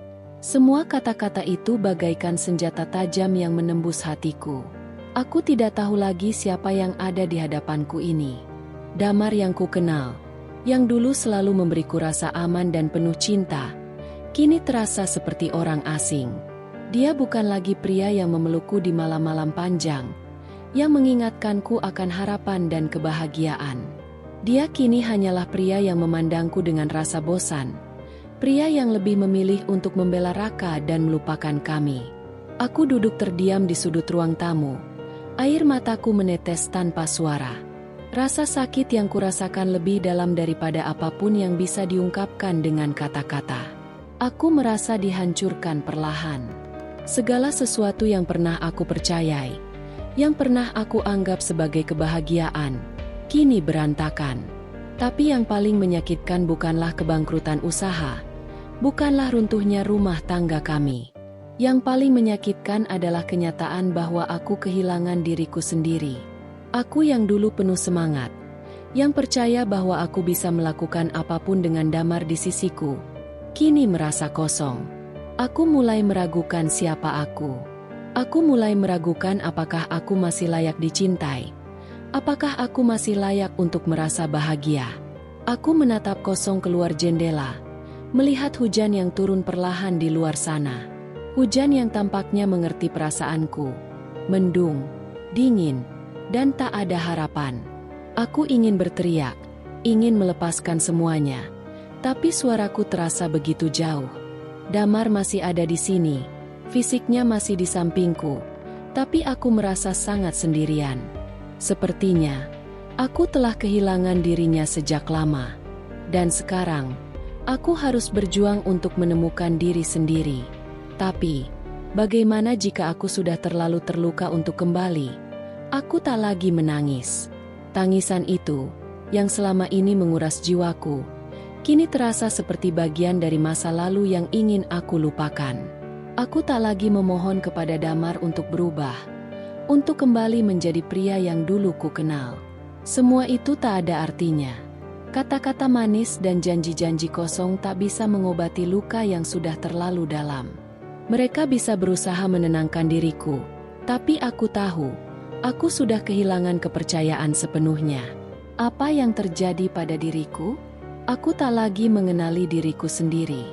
Dulu, aku adalah Amara yang lembut, yang selalu berusaha melihat kebaikan dalam setiap orang, yang berharap hidup akan selalu berjalan bahagia dengan Damar di sisiku. Tapi itu semua sudah berakhir. Aku mulai mengamati. Diam-diam, aku tak lagi terjerat dalam drama yang diciptakan oleh Raka dan Damar. Aku berhenti membiarkan kebohongan mereka merusak segala hal yang aku cintai. Aku mulai memperhatikan setiap gerak-gerik mereka, setiap kata yang mereka ucapkan. Setiap kali Damar dan Raka bertemu, aku ada di sana, menatap mereka dari kejauhan, mencoba memahami apa yang sebenarnya sedang terjadi. Aku menyusun rencana. Rencana yang tak aku ceritakan pada siapapun. Damar tak tahu. Raka tak tahu. Aku tidak perlu menjelaskan apapun.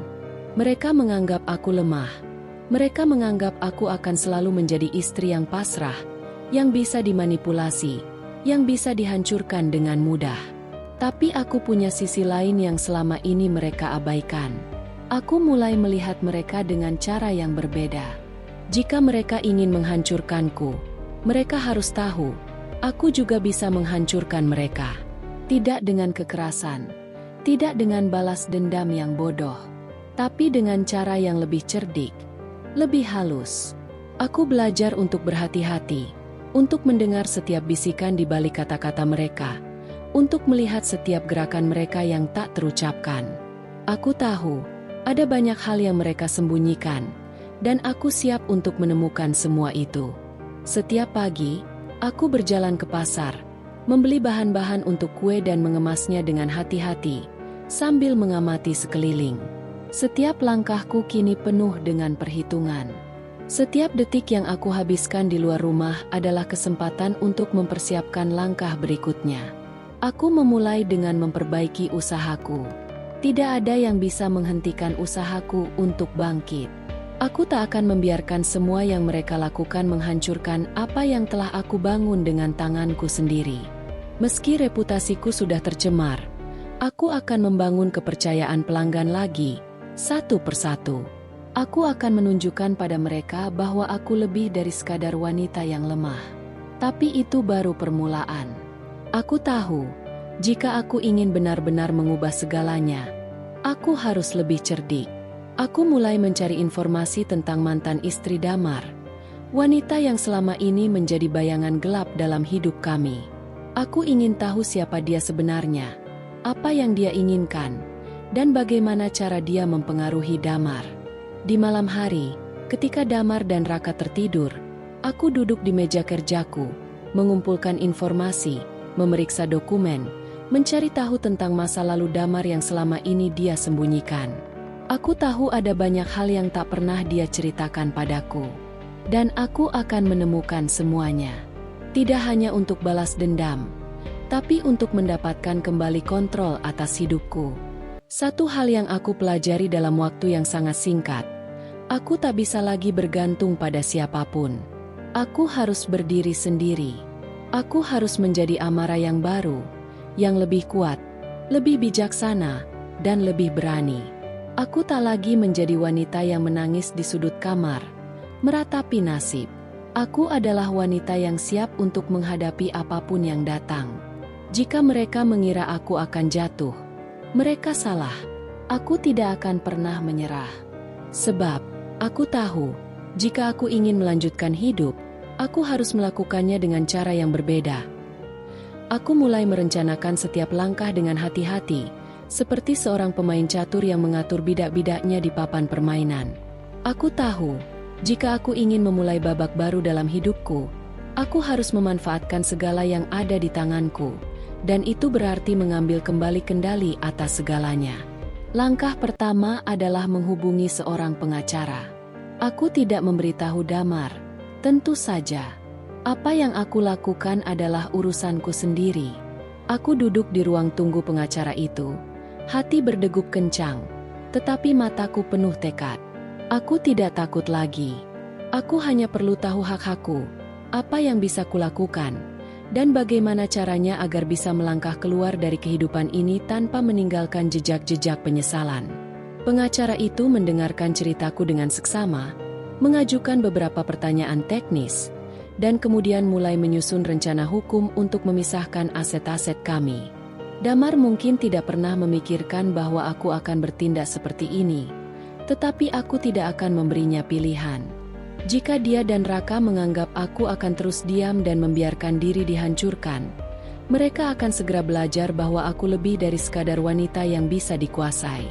Aku bukan korban lagi. Kemudian, aku memutuskan untuk menjual semua resep kue yang pernah menjadi andalan usahaku. Aku tahu ini bisa merugikan, tetapi aku sudah membuat keputusan.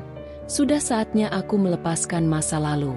Aku menjualnya kepada kompetitor yang dulu pernah aku anggap teman. Mereka semua tertawa di belakangku, menganggap aku hanya seorang wanita yang terjebak dalam drama rumah tangga. Mereka tidak tahu bahwa aku hanya sedang menyiapkan langkah selanjutnya. Mereka pikir aku lemah, tetapi mereka tak tahu aku sudah menyiapkan strategi yang jauh lebih cerdik. Aku juga mengalihkan sebagian besar aset rumah ke namaku sendiri. Langkah kecil, mungkin, tetapi langkah yang tak akan bisa dibalikan. Aku ingin memastikan bahwa jika Damar berpikir dia bisa menguasai segalanya, dia akan menyadari betapa salahnya dia. Aku sudah terlalu lama memberi tanpa menerima. Aku sudah terlalu lama berkorban, terlalu lama tunduk pada permainan mereka. Setiap langkah yang kuambil, meskipun tampaknya sederhana, mengingatkan mereka bahwa aku bukan wanita yang mudah ditindas. Aku adalah Amara yang baru, wanita yang tahu apa yang dia inginkan, dan tidak akan berhenti hingga semuanya berada di tangan yang tepat. Pelan-pelan, aku mulai menarik mundur semua yang pernah kuberikan. Setiap kebohongan, setiap pengorbanan, setiap harapan yang tidak pernah dihargai. Aku melepaskan semuanya dengan cara yang tenang, tidak terburu-buru, tetapi pasti.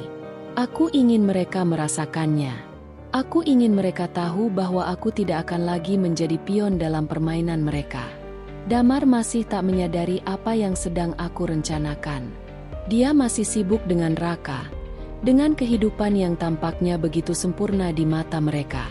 Tetapi tidak lama lagi, semuanya akan berubah. Tidak ada yang akan tetap sama. Aku akan membuat mereka menanggung segala kebohongan dan pengkhianatan mereka. Dan saat itu tiba, saat mereka merasakan dampak dari setiap keputusan yang aku buat, aku akan ada di sana, berdiri tegak, tidak ada lagi rasa sakit, hanya kemenangan yang aku raih dengan kerja keras dan keteguhan hati. Aku tidak berhenti. Setiap hari, aku menggali lebih dalam. Setiap malam, aku merenung dan memeriksa setiap bukti, setiap cerita yang ada, hingga akhirnya aku menemukan kebenaran yang lebih buruk daripada yang bisa kubayangkan. Raka bukan anak kandung Damar. Dia bukan darah dagingnya. Semua yang aku tahu, semua yang aku percayai, ternyata hanyalah kebohongan besar. Raka adalah anak dari mantan istri Damar dan pria lain. Sejak awal, aku telah tertipu. Mereka semua, Damar, Raka, bahkan wanita itu, telah merencanakan semuanya. Semua ini adalah bagian dari balas dendam yang dirancang dengan sempurna. Aku hampir tidak bisa mempercayainya. Segala sesuatu yang aku jalani dalam hidupku bersama Damar, segala kebahagiaan yang kami bangun bersama, semuanya palsu. Damar mungkin tidak pernah mengungkapkan kebenaran, tapi wanita itu, mantan istrinya, tidak pernah benar-benar pergi. Dia tetap ada di balik bayang-bayang, menunggu saat yang tepat untuk menghancurkan hidup Damar. Dan aku, tentu saja, menjadi bagian dari permainan mereka.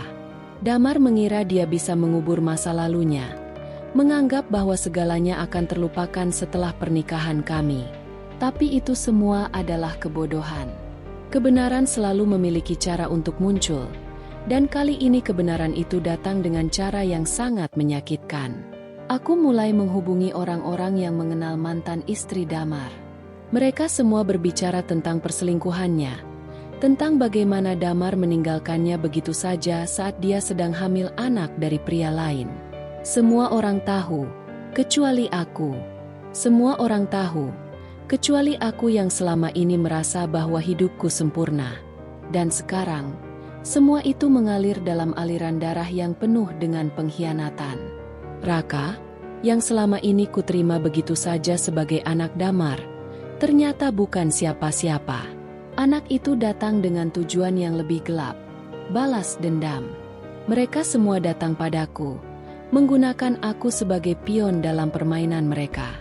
Damar mungkin tidak tahu betapa besarnya kesalahan yang telah dia buat dengan mempercayai wanita itu. Mereka menyusun semua ini dengan hati-hati, dengan perencanaan yang matang. Dan aku, tanpa sadar, telah menjadi bagian dari permainan mereka. Aku tak bisa lagi merasa kasihan pada Damar. Dia adalah bagian dari kebohongan ini. Dia adalah bagian dari luka yang selama ini menganga dalam hidupku. Semua yang pernah aku rasakan, kepercayaan, cinta, kebahagiaan, sekarang terasa hampa. Aku merasa seperti seorang bodoh, terjebak dalam jebakan yang mereka buat.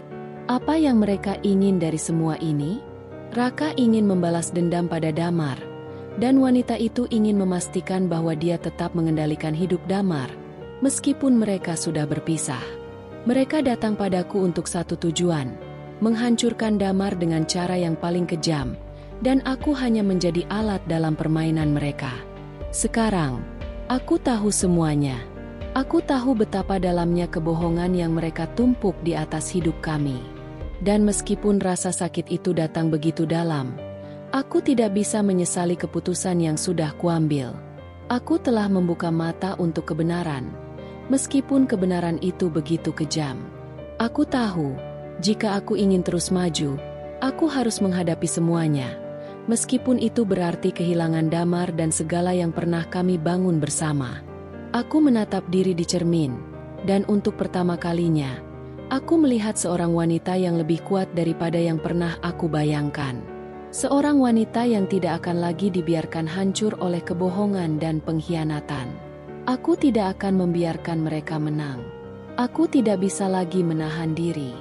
Rasa sakit yang bertahun-tahun mengendap dalam hatiku, yang selama ini kupendam rapat-rapat, akhirnya memuncak. Aku memanggil mereka ke ruang tamu, tempat yang dulunya penuh tawa dan cinta. Tempat yang dulu menjadi saksi bisu segala kebahagiaan kami. Tapi sekarang, ruang itu terasa asing, penuh dengan ketegangan yang menggantung. Raka, Damar, dan wanita itu, semuanya ada di sana. Mereka duduk di sana, saling berpandangan. Mungkin berharap aku akan tetap menjadi wanita yang dulu mereka kenal, yang selalu diam dan memaafkan. Tapi kali ini, aku berbeda. Aku bukan lagi wanita yang takut kehilangan atau terluka. Aku sudah cukup. Dengan langkah pasti, aku mendekatkan diri ke mereka. Aku melihat wajah Raka yang selalu penuh dengan penilaian. Matanya yang dingin, seolah dia menikmati melihat kekacauan yang telah dia ciptakan. Damar duduk di kursi, tampak bingung, bahkan cemas. Wanita itu, mantan istrinya, duduk diam, seolah menunggu sesuatu yang tak diketahui. Mereka semua tahu apa yang akan terjadi, tapi tak ada dari mereka yang bersiap untuk menghadapinya. Kalian pikir aku akan diam? Suaraku pecah, tapi penuh dengan ketegasan. Aku lebih dari sekadar istri yang kau hianati, Damar. Kata-kataku menggema di ruang itu. Aku bisa merasakan ketegangan di udara, seolah-olah seluruh dunia berhenti sejenak untuk menyaksikan pertempuran yang baru dimulai. Raka hanya menatapku dengan tatapan yang tak bisa kuterjemahkan. Ada kebencian di matanya, tapi juga rasa puas, seolah dia sudah mencapai tujuannya. Damar hanya menunduk, tidak berani menatap mataku. Aku tahu, dia merasa bersalah, tapi itu tidak cukup untukku. Tidak cukup untuk menghapus semua yang telah dia lakukan. Wanita itu, mantan istri Damar, akhirnya membuka mulut. Suaranya terdengar datar, namun penuh emosi yang terpendam. "Amara," katanya, "aku tak pernah ingin menyakitimu. Ini bukan hanya tentangmu dan Damar. Ini tentang balas dendam yang sudah lama kami rencanakan." Dia tidak tampak menyesal. Malah, ada kepuasan di wajahnya. Aku tahu, dia merasa bahwa ini adalah saat pembalasan yang pantas setelah segala pengkhianatan yang dulu Damar lakukan padanya. "Balas dendam?" tanyaku dengan nada tertawa getir. "Kalian datang ke sini untuk menghancurkan hidupku hanya untuk membalas dendam? Apa kalian tidak merasa malu?" Damar akhirnya membuka mulut. Suaranya serak. "Amara, aku tidak tahu harus berkata apa. Aku tidak pernah bermaksud untuk melibatkanmu dalam ini. Raka, dia bukan anakku, dan aku salah karena tidak memberitahumu lebih awal." "Apa yang kamu pikirkan, Damar?" teriakku. Suaraku hampir tak terkendali. "Kamu pikir aku akan memaafkanmu begitu saja? Setelah semua yang kamu lakukan? Setelah kau memilih untuk hidup dalam kebohongan ini, mengorbankan kita semua demi balas dendam yang tak ada habisnya?" Mereka terdiam. Tak ada kata-kata yang bisa menebus luka yang sudah terlalu dalam. Ketika kata-kata tak lagi bisa menjelaskan, hanya keheningan yang tersisa. Aku bisa merasakan hati mereka bergetar, meskipun mereka berusaha menyembunyikan itu. Tidak ada yang bisa menutupi kebenaran. Dan kebenaran yang kuungkapkan di depan mereka semua begitu tajam dan menyesakan. Aku menatap mereka satu persatu, merasakan kekuatan baru yang mengalir dalam diriku. Aku tidak takut lagi. Mereka bisa mencoba menghancurkanku, tapi mereka lupa satu hal. Aku sudah bangkit. Aku sudah cukup menderita. Dan hari ini, aku memilih untuk melawan. "Ini selesai," kataku. Suara penuh penegasan. "Aku tidak akan membiarkan kalian menghancurkan hidupku lebih jauh lagi." Aku berpaling dan mulai berjalan keluar dari ruang tamu itu, meninggalkan mereka dengan kebohongan mereka sendiri, dengan permainan mereka yang tak pernah berakhir. Hari ini, aku memilih kebebasan. Dan aku tahu, tidak ada lagi yang bisa menghalangiku. Aku pergi, tetapi bukan dalam kekalahan. Bukan dalam kebingungan atau keraguan. Aku pergi dengan langkah pasti, membawa semua yang masih berharga. Harga diriku, sisa-sisa kekuatanku, dan kehormatanku. Kepergianku bukanlah akhir dari cerita, melainkan sebuah awal baru. Sebuah lembaran kosong yang aku sendiri akan tulis dengan tangan penuh tekad. Damar, yang dulu begitu yakin akan segalanya, kini berada di titik terendah. Bisnisnya hancur. Semua yang pernah dia banggakan runtuh begitu saja.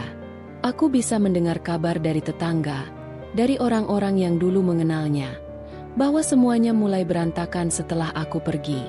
Kejatuhannya tidak hanya di bidang finansial, tetapi juga dalam hubungan-hubungannya. Wanita itu, mantan istrinya, akhirnya meninggalkannya. Dia tak bisa lagi menyembunyikan kekurangannya. Damar yang dulu tampak begitu kuat, kini tak lebih dari pria yang ditinggalkan, tak tahu arah. Aku tidak merasa senang dengan penderitaannya, karena itu bukan yang aku inginkan. Aku tidak menginginkan dia hancur, tetapi aku juga tidak bisa lagi hidup dalam bayang-bayang kebohongannya. Aku sudah cukup terluka. Cinta yang dulu ada di antara kami kini hanyalah kenangan pahit. Aku tak bisa terus-menerus memberi tanpa menerima yang layak. Dan aku sadar, saat aku pergi, Damar kehilangan bukan hanya aku, tetapi juga dirinya sendiri. Raka, anak yang selama ini disebut-sebut sebagai anak kandung Damar, menghilang entah kemana. Setelah kekacauan itu, tak ada kabar darinya. Tidak ada jejak yang tersisa. Seolah dia hanyalah bagian dari masa lalu yang tak punya arti. Aku tak tahu kemana dia pergi. Dan sejujurnya, aku tidak peduli. Semua yang dia lakukan hanya mengingatkanku pada luka yang lebih dalam. Sebuah permainan kejam yang dia dan Damar rencanakan. Biarlah dia pergi.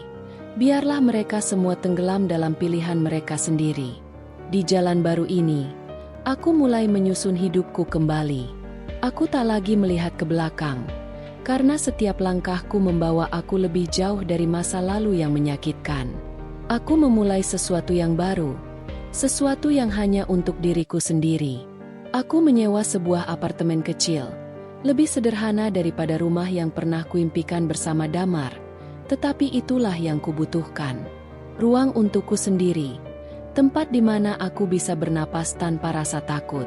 Aku mulai menulis lagi, menyalurkan perasaan yang selama ini terkunci dalam hatiku. Aku tidak lagi takut untuk berbicara, untuk mengekspresikan diri. Setiap kata yang kutulis adalah langkah baru dalam perjalanan ini. Langkah yang menjauhkan aku dari bayang-bayang Damar, dari semua kebohongan yang pernah menghancurkan hidupku. Aku menemukan diriku kembali, yang terlupakan di balik rasa sakit dan pengkhianatan. Hari-hari berlalu, dan aku belajar untuk merayakan hidup, meskipun tanpa Damar, tanpa Raka, tanpa wanita itu. Mereka mungkin masih terjebak dalam pertempuran mereka sendiri, tetapi aku sudah tidak lagi menjadi bagian dari itu. Aku bukan lagi korban dari kebohongan mereka. Aku adalah wanita yang kuat, yang mampu mengatasi segala rintangan, dan aku tak akan membiarkan apapun menghalangiku. Aku pergi, tapi kali ini bukan untuk lari. Aku pergi untuk menemukan diriku yang sejati, untuk hidup dengan cara yang layak aku jalani. Dan aku tahu, apapun yang terjadi, aku akan tetap berdiri tegak. Karena hidupku tidak akan lagi tergantung pada orang lain. Kini, aku yang memegang kendali kota baru ini terasa asing, tetapi juga memberi harapan. Pagi hari yang cerah, langit biru yang begitu luas, dan udara yang lebih segar. Semuanya tampak begitu berbeda, namun aku merasa ada sesuatu yang lebih baik di sini, sesuatu yang lebih sesuai dengan aku yang baru, aku yang tidak lagi terbelenggu oleh masa lalu. Aku membuka usaha baru, sebuah kafe kecil yang aku kelola dengan tangan sendiri. Tempat yang hangat, dengan aroma kopi yang mengisi udara setiap pagi. Kue-kue yang kubuat dengan tangan sendiri, resep yang pernah aku jual tanpa berpikir, kini menjadi simbol kekuatan baru.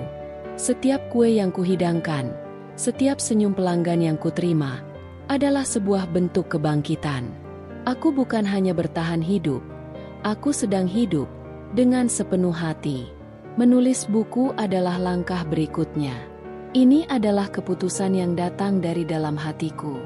Aku menulis tentang semua yang telah kulalui, tentang pengkhianatan, tentang sakit yang aku rasakan, dan tentang kebangkitan yang kuperjuangkan. Aku menulis tentang bagaimana seorang istri yang dikhianati bisa bangkit dari api dan menjelma menjadi bara. Seperti bara yang membara, tak akan ada yang bisa memadamkan api itu. Aku adalah api itu. Tulisan-tulisanku penuh dengan luka, tetapi juga penuh dengan harapan. Setiap kata yang kutulis adalah langkah lebih dekat pada diri yang lebih kuat. Aku menulis tentang bagaimana aku menemukan kekuatan yang selama ini aku sembunyikan. Tentang bagaimana aku belajar untuk tidak takut lagi. Bagaimana aku belajar untuk memaafkan, bukan untuk mereka, tetapi untuk diriku sendiri, agar aku bisa bebas dari belenggu masa lalu. Pagi-pagi ketika aku duduk di meja kafe sambil menulis, aku kadang merenung. Dulu, aku sering merasa kosong, seolah hidupku tidak memiliki arah. Kini, meskipun masih ada kenangan yang menyakitkan, ada juga rasa damai yang tumbuh dalam diriku. Setiap pagi yang kulewati di sini adalah kesempatan baru untuk melangkah lebih jauh, untuk menjadi lebih baik. Kadang aku teringat Damar, teringat Raka, dan semua yang telah terjadi. Tetapi kenangan itu tidak lagi membebani. Aku telah belajar bahwa kebahagiaan tidak bisa dibangun atas dasar pengkhianatan. Aku telah menemukan bahwa kekuatan yang sejati datang dari dalam diriku sendiri, bukan dari orang lain. Aku adalah seseorang yang utuh, bahkan tanpa mereka. Dan itu adalah sesuatu yang tak akan pernah bisa mereka ambil dariku. Hari demi hari, luka-luka itu perlahan sembuh. Tidak dengan cepat, tetapi dengan pasti. Aku mulai merasakan kedamaian dalam hati yang dulu penuh dengan amarah dan sakit. Dan meskipun aku tahu luka-luka itu mungkin tak akan pernah benar-benar hilang, aku juga tahu, aku lebih kuat darinya. Setiap hari adalah langkah menuju masa depan yang lebih cerah. Aku kini memiliki kendali atas hidupku. Aku tidak lagi merasa terjebak dalam kenangan atau kebohongan yang pernah ada. Aku memulai sesuatu yang baru, sesuatu yang aku pilih, sesuatu yang benar-benar datang dari dalam diriku. Dunia ini terasa berbeda, terasa lebih luas, lebih penuh dengan kemungkinan. Aku tahu, apapun yang terjadi, aku bisa menghadapinya. Karena aku bukan lagi wanita yang dulu. Aku adalah seorang wanita yang telah melewati api dan bangkit sebagai bara yang menyala. Dan bara itu tak akan pernah padam kadang, di malam yang sepi, ketika penat merayapi tubuhku dan pikiran berlarian ke masa lalu. Aku masih menulis surat untuk Damar. Tidak ada alasan lain selain untuk diriku sendiri. Surat-surat itu tidak pernah kukirimkan. Aku tahu itu tidak akan mengubah apapun. Mereka hanya kata-kata kosong yang membebani pikiranku jika tidak ditulis. Sebuah cara untuk melepaskan sebagian dari beban yang terkumpul dalam hati, yang masih tersisa meskipun aku telah berusaha melupakan. Surat-surat itu penuh dengan kemarahan yang tertahan, penuh dengan pertanyaan yang tak pernah terjawab. Kenapa kau melakukannya, Damar? Kenapa kau memilih jalan itu? Jalan yang mengorbankan kami, jalan yang menghancurkan segalanya yang kita bangun. Tapi aku tahu jawabannya tidak akan datang. Jawaban itu tidak lagi penting bagiku. Karena seiring waktu, aku belajar bahwa beberapa pertanyaan memang tidak membutuhkan jawaban. Beberapa luka memang tidak akan pernah sembuh sepenuhnya, tetapi kita bisa belajar untuk hidup dengannya. Aku menulis tentang kenangan-kenangan indah yang pernah ada. Tentang tawa kita yang mengisi malam-malam panjang, tentang harapan kita yang tinggi, tentang mimpi-mimpi yang kita rajut bersama. Tapi semuanya itu kini terasa jauh, seolah mereka bukan milik kita lagi. Mungkin hanya aku yang masih memegang serpihan-serpihan itu, sementara Damar sudah lama membuangnya, memilih hidup dalam bayang-bayang kebohongannya sendiri. Aku pernah mencintaimu dengan sepenuh jiwa, tulisku dalam salah satu surat itu. Aku memberimu seluruh hati dan kepercayaanku. Tapi kau memilih menusukku dari belakang, menghancurkan segala yang aku percayai. Kata-kata itu mengalir seperti air mata yang kutahan begitu lama. Namun, aku sadar, menangis untuknya tidak akan mengembalikan apapun. Tidak ada yang bisa mengembalikan waktu yang hilang, atau hati yang sudah hancur. Ada kalanya aku merasa marah, ingin sekali menghadapinya dan memberitahunya betapa dia telah merusak hidupku. Betapa dia telah merenggut kebahagiaan yang pernah kita miliki. Tapi aku tahu, tidak ada lagi yang bisa kuharapkan darinya. Tidak ada lagi yang bisa kuinginkan dari orang yang telah memilih untuk mengkhianatiku. Aku menulis ini semua bukan untuknya, tetapi untuk diriku. Untuk mengingatkan diriku sendiri bahwa aku pernah mencintai seseorang dengan sepenuh hati. Dan meskipun dia memilih untuk mengkhianatiku, aku masih bisa bangkit.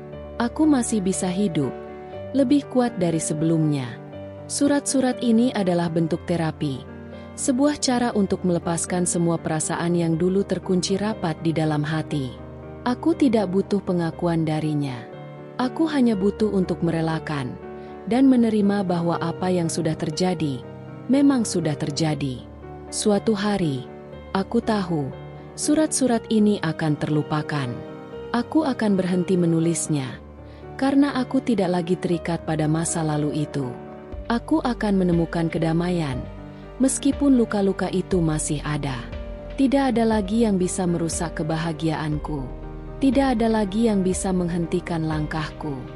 Jadi, Surat-surat ini akan tetap ada, terperangkap dalam kotak rahasia di meja kerjaku. Tidak terkirim, tidak untuk siapa-siapa selain diriku. Sebagai pengingat bahwa aku pernah mencintai dengan sepenuh hati, dan aku kini memilih untuk mencintai diriku sendiri dengan cara yang baru. Namaku Amara. Dulu, aku adalah seorang istri. Istri dari seorang pria yang aku kira adalah segalanya. Damar. Aku pernah mencintainya dengan sepenuh hati, memberi semua yang aku punya, bahkan jika itu berarti mengorbankan diri sendiri. Aku hampir kehilangan diriku dalam kebohongan yang dia bangun. Aku hampir gila karena kebencian yang menggerogoti jiwaku, kebencian terhadap pengkhianatan yang tak termaafkan. Namun, itu dulu. Kini, aku bukan lagi wanita yang menangis setiap malam, meratapi masa lalu yang penuh luka. Aku bukan lagi wanita yang merasa terjebak dalam dunia yang dibangun atas kebohongan. Aku adalah Amara yang baru. Seorang wanita yang telah keluar dari bayang-bayang masa lalu dan berdiri tegak di hadapan dunia, tanpa rasa takut. Aku bebas. Bebas dari belenggu pengkhianatan. Bebas dari rasa sakit yang dulu menyesakkan dada. Bebas dari kebohongan yang membelenggu hatiku. Aku menemukan diriku sendiri di tengah puing-puing kebahagiaan yang hancur, dan aku belajar untuk mencintai diriku sendiri lebih dari siapapun yang pernah ada di hidupku. Aku tak lagi merasa perlu untuk membuktikan apapun kepada siapapun. Tak ada yang bisa meremehkan kekuatanku, karena aku sudah mengalahkan diriku sendiri, mengalahkan rasa takut, mengalahkan kebingunganku, dan yang paling penting, mengalahkan rasa marah yang dulu menguasai diriku. Aku tidak perlu lagi mencari kepastian dari orang lain, karena kini aku tahu satu hal yang paling penting. Aku cukup. Aku berharga. Aku kuat. Aku tak menyesal pernah mencintai, meskipun itu menyakitkan. Cinta itu mengajarkanku banyak hal. Ia mengajarkanku untuk memberi tanpa mengharapkan balasan, untuk percaya pada seseorang meskipun dunia berkata sebaliknya, untuk berjuang walaupun segala sesuatunya terasa mustahil. Tapi, aku juga belajar sesuatu yang lebih penting, bahwa cinta yang sejati haruslah saling menghargai dan saling mempercayai, bukan tentang pengorbanan tanpa batas. Cinta yang sejati tak akan pernah meninggalkan luka yang dalam dan tak terobati. Dan aku tahu, aku tidak akan pernah lagi membiarkan diriku dicintai dengan cara yang menyakitkan. Aku tidak akan membiarkan diriku tenggelam dalam kebohongan atau pengkhianatan. Cinta yang datang haruslah membawa kedamaian, bukan kehancuran. Aku telah mengerti bahwa cinta yang tulus tidak pernah datang dengan harga yang terlalu mahal. Aku yang baru ini lebih bijaksana, lebih kuat, dan lebih mandiri. Aku tahu apa yang pantas untukku dan apa yang tidak. Aku tidak lagi takut untuk melangkah sendiri, karena aku tahu aku bisa. Aku bukan lagi wanita yang terikat pada masa lalu, dan aku tidak pernah merasa lebih bebas dari sekarang. Namaku Amara. Aku adalah aku yang baru. Aku adalah wanita yang telah jatuh, namun memilih untuk bangkit. Aku adalah wanita yang tak pernah lagi membiarkan apapun atau siapapun mendefinisikan siapa aku. Aku adalah wanita yang tahu apa yang pantas, dan aku tidak akan pernah berhenti mengejar hidup yang penuh dengan kebahagiaan dan cinta yang sejati. Cinta yang berasal dari dalam diriku sendiri. Ketukan tengah malam itu menghancurkan hidupku, mengguncang segala yang aku percayai, dan membawaku ke jurang kebingunganku. Namun, apa yang Damar dan Raka tidak tahu, adalah bahwa dari puing-puing kehancuran itu, aku membangun sesuatu yang jauh lebih kuat. Mungkin mereka pikir mereka menang, bahwa mereka berhasil merobek-robek hidupku dan menghancurkan segala kebahagiaan yang pernah aku rasakan.